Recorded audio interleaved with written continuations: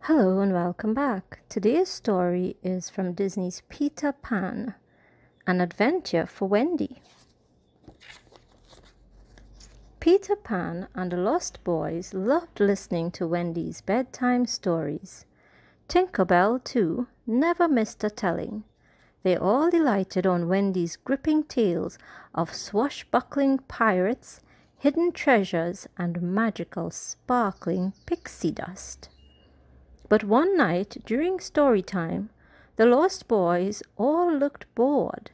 Even Michael and John found their sister's tale dull. "We've heard all these stories before, Wendy," Cubby grumbled. "Please tell us a new one."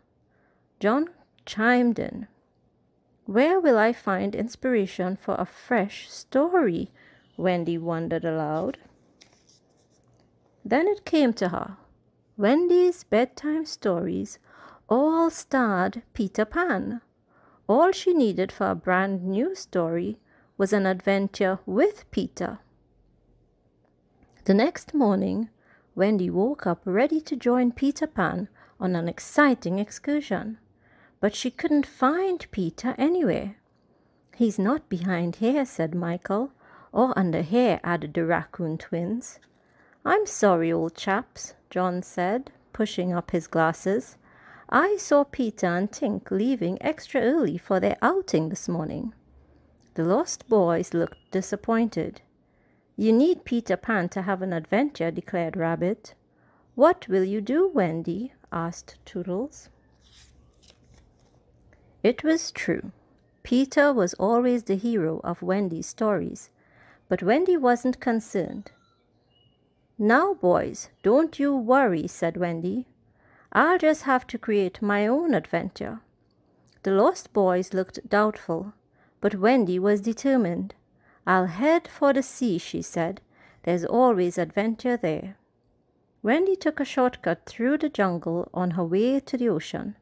She ran under the rushing waterfall, skipped over the stepping stones, and greeted the hippopotamus that lived in the river.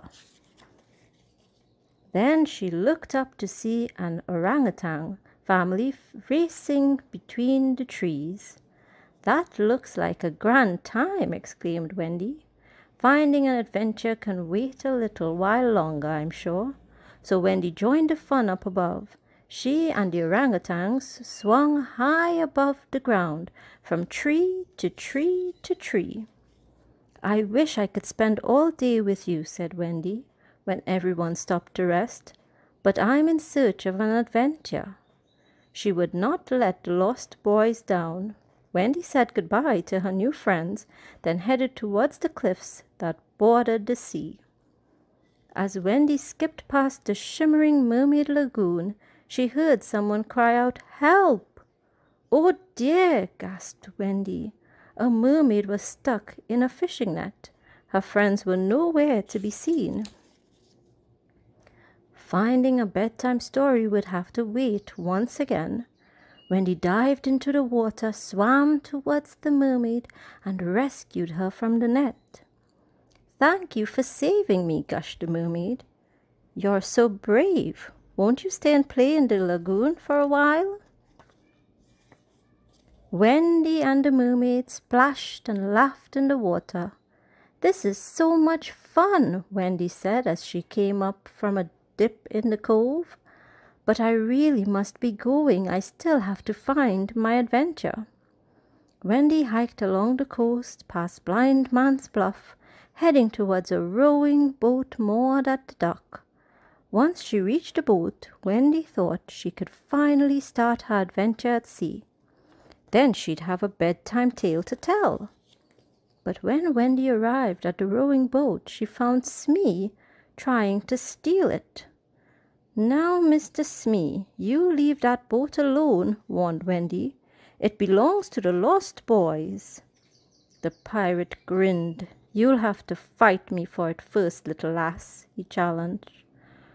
Wendy quickly picked up an umbrella that was inside the boat.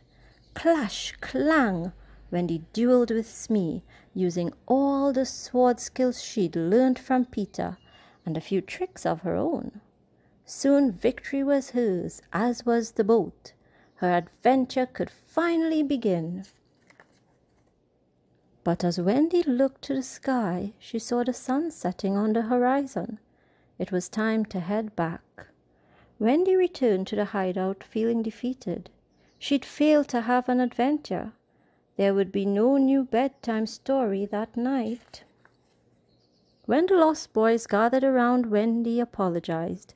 "I'm sorry. I meant to have a marvelous adventure today, but things kept getting in the way." She told them all about swinging through the trees with the orangutans, saving the mermaid, and fighting off Smee. "It just wasn't meant to be," she finished. The Lost Boys listened in awe, and Peter Pan was enthralled. "Wendy, what a thrilling day you had!" Peter exclaimed. "You're so courageous," said John.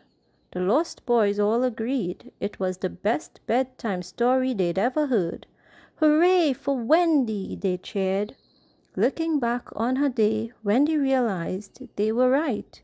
She'd created an adventure all on her own. What a wonderful feeling!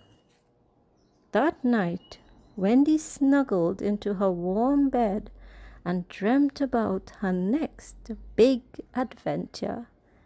The end. Thank you for reading me. Don't forget to subscribe for more stories. Goodbye.